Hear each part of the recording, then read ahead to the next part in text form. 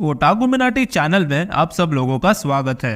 पिछले एपिसोड में हमने देखा था कि ताकुया और कोजिमा नाम के लड़के के बीच फाइट शुरू होने वाली थी, लेकिन ताकेमिची उस फाइट को रोक देता है और बोलता है कि क्या तुम सब एक ही मैच देख के बोर नहीं हो जाते? क्या तुम्हें कुछ और एंटरटेनिंग देखना है? क्यों ना राजा और नौकर के बीच एक लड़ाई हो जाए, कियोमासा वर्सेस ताकेमिची। अब आगे।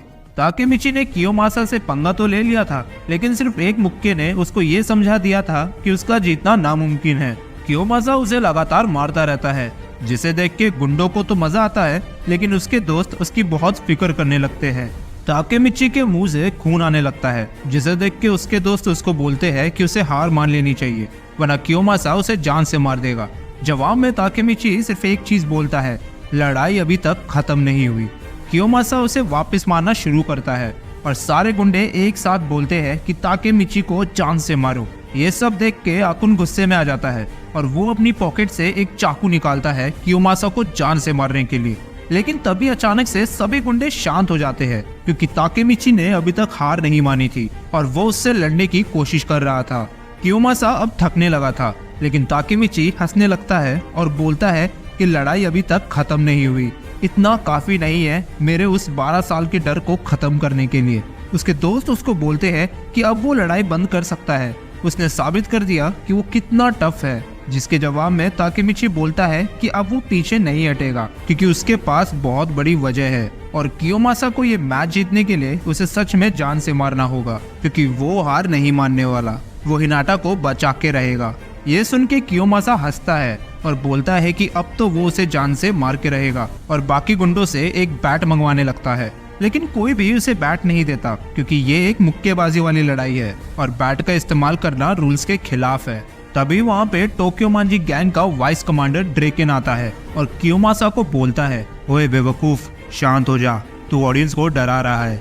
और ड्रेकेन के पीछे खड़ा होता है टोक्यो मांजी गैंग का लीडर माइकी और ड्रेकेन को देखते ही सभी लोग सर झुकाकर उन्हें रिस्पेक्ट देते हैं।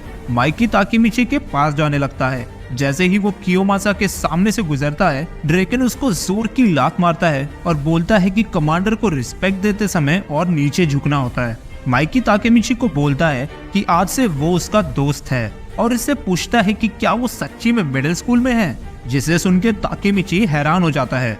माइकी फिर कियोमासा के पास जाता है और जब उसे पता चलता है कि ये सब लड़ाइयाँ वो करवा रहा है, तो वो उसे मार मार के उसकी शक्ल बिगाड़ देता है और बोलता है कि इतने छोटे से फाइट क्लब में सट्टेबाजी करना कितना बकवास है। इसके बाद सीन शिफ्ट होता है, जहां ताकेमिची के दोस्त उसकी ये बहादुरी देख के इम्प्रेस हो जाते हैं और उन्हें यकीन नहीं होता कि टोक्यो मांजी गैंग का लीडर ताकेमिची को पसंद करने लग गया। ये सुन के खुद ताकेमिची हैरान है और वो मन में बोलता है कि उस मॉन्स्टर ने उसे पसंद कैसे कर लिया। ये चीज तो नर्क से भी भयानक है, क्योंकि अब ताकेमिची माइकी जैसे मॉन्स्टर के लिए एक खिलौना बन चुका है। आकुन ताकेमिची को बताता है कि वो कियोमासा को चाकू मारने वाला था, क्योंकि अगर वो ऐसा नहीं करता तो वो लोग हमेशा के लिए उनके गुलाम बन जाते। लेकिन ताकेमिची की वजह से अब उन्हें ये सब नहीं करना पड़ेगा। अगले दिन स्कूल जाते समय ताकेमिची की मुलाकात हिनाटा से होती है, जो उसे बोलती है कि काश वो भी उसकी क्लास में होती और पूछती है कि स्कूल के बाद उसकी एक्स्ट्रा क्लास है, तो क्यों ना वो दोनों एक्स्ट्रा क्लास से पहले डेट पर चले। ताकेमिची ये सुन के खुश हो जाता है और मन में बोलता है कि स्कूल जाने के कितने फायदे हैं। सीन शिफ्ट होता है ताकेमिची के क्लास में, जहां वो सोच रहा है कि वो फाइनली टोक्यो मांजी गैंग के एक लीडर से तो मिल गया, लेकिन अब उसे समझ नहीं आ रहा कि उसे आगे क्या करना चाहिए। वो माइकी और किसाकी टेट्टा को एक दूसरे से मिलने से कैसे रोकेगा। तभी वहाँ पे माइकी आ जाता है और ताकेमिची को उसके साथ चलने को बोलता है। ये सुन के वो हैरान हो जाता है एंड मन में बोलता है कि ये बंदा पागल हो गया है। क्लास के बाहर थर्ड ईयर्स की बुरी तरह से धुलाई हो चुकी थी। जब ताकेमिची ड्रेकेन से पूछता है कि ये सब क्या चल रहा है, तो ड्रेकेन बोलता है कि इन लोगों ने उसे गुस्सा दिला दिया था, इसलिए उसने उन लोगों की बैंड बजा दी।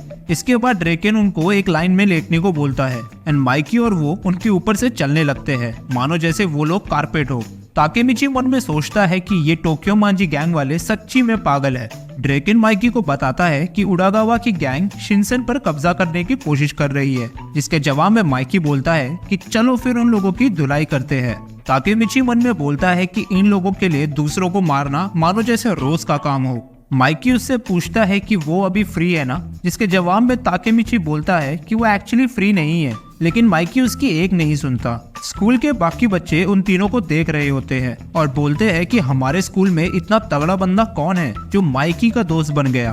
ताकेमिची के दोस्त वहाँ पे आते हैं और उसको उनके साथ देख के सोचने लगते हैं कि कहीं वो लोग उसको मारने तो नहीं आए। दूसरी तरफ ताकेमिची मन में बोलता है कि यही मौका है माइकी के और नजदीक आने का और उसको किसाकी से मिलने से रोकने का। लेकिन तभी वहाँ पे हिनाटा आ जाती है और माइकी को एक जोर का थप्पड़ मारती है। ये देख के ताकेमिची की जान हलक में आ जाती है। हिनाटा उसका हाथ पकड़कर वहाँ से जाने लगती है और बोलती है कि वो उसकी रक्षा करेगी। लेकिन ताकेमिची को पता चल जाता है कि हिनाटा इतनी डरी हुई है कि उसके हाथ कांप रहे हैं। ड्रेकन उसका हाथ पकड़ता है और बोलता है कि ओए लड़की, मुझे मजबूर मत कर कि मैं तेरी जान ले लूं। एक तो तूने उसे फालतू में थप्पड़ मारा और अब यहाँ से खिसकने की सोच रही है। तू अपने आप को समझती क्या है? हिनाटा उसे बोलती है कि वो कौन है? एक तो हमारे स्कूल में घुस गए और अब जबरदस्ती ताकेमिची को अपने साथ लेकर जा रहे हैं। उसको पहले से इतनी चोट लगी है और अगर ये उन्होंने किया है तो वो उन्हें रोकेगी। ये सुनते ही ताकेमिची ड्रेकन के कंधे पर हाथ रखता है और उसे हिनाटा का हाथ छोड़ने को बोलता है। ड्रेकन उसे डराने लगता है लेकिन उसे याद आता है कि उसने हिनाटा को प्रोटेक्ट करने का वादा किया है और चिल्लाकर बोलता है कि हिनाटा का हाथ छोड़ कमीने, मेरी लाइफ में कुछ चीजें हैं जो मैं कभी नहीं छोड़ूंगा। लेकिन ड्रेकन को समझ नहीं आता कि वो क्या कहना चाहता है। माइकी उसके पास आता है और बोलता है कि वो कैसी मौत चाहता है, जिसके जवाब में ताकेमिची बोलता है कि उन दोनों को वादा करना होगा कि वो कभी भी हिनाटा पर हाथ नहीं उठाएंगे और उनसे पिटने के लिए तैयार हो जाता है। माइकी उसे मारने की एक्टिंग करता है लेकिन उसे मारता नहीं क्योंकि वो उसके साथ मजाक कर रहा था और बोलता है कि वो कभी भी किसी लड़की पर हाथ नहीं उठाता। लेकिन उस मजाक ने ताकेमिची की हालत खराब कर दी थी। ड्रेकन उसे बोलता है कि उसने सच्ची में उसको डरा दिया था लेकिन वो बहुत कूल था क्योंकि लाइफ में कुछ चीजें होती है जिनको तुम कभी नहीं छोड़ सकते और अपनी गर्लफ्रेंड के लिए ऐसा बोलने वाले लड़के दुनिया में बहुत कम है। हिनाटा को समझ नहीं आता कि ये सब चल क्या रहा है।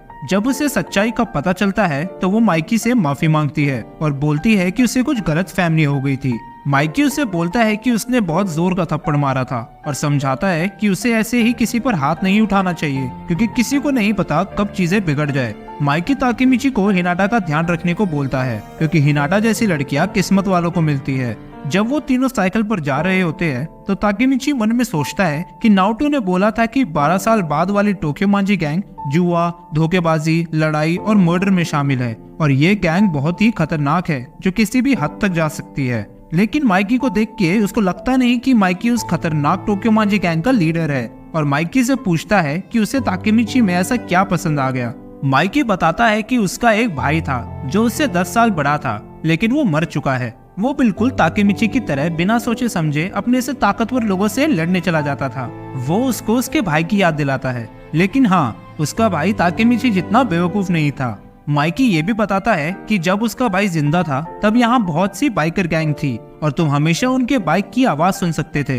वो हमेशा लड़ते रहते थे और अपने आप को सबसे ताकतवर समझते थे लेकिन वो अपनी प्रॉब्लम्स हमेशा खुद सॉल्व करते थे। माइकी भी कुछ ऐसी ही एक गैंग बनाना चाहता है और ताकेमिची को उसका हिस्सा बनाना चाहता है। ड्रेकन बोलता है कि इस दुनिया में बहुत से ताकतवर लोग हैं लेकिन ताकेमिची जैसे लोग मिलना बहुत मुश्किल है जो अपने प्यार और दोस्तों के लिए किसी से भी लड़ सकते हैं।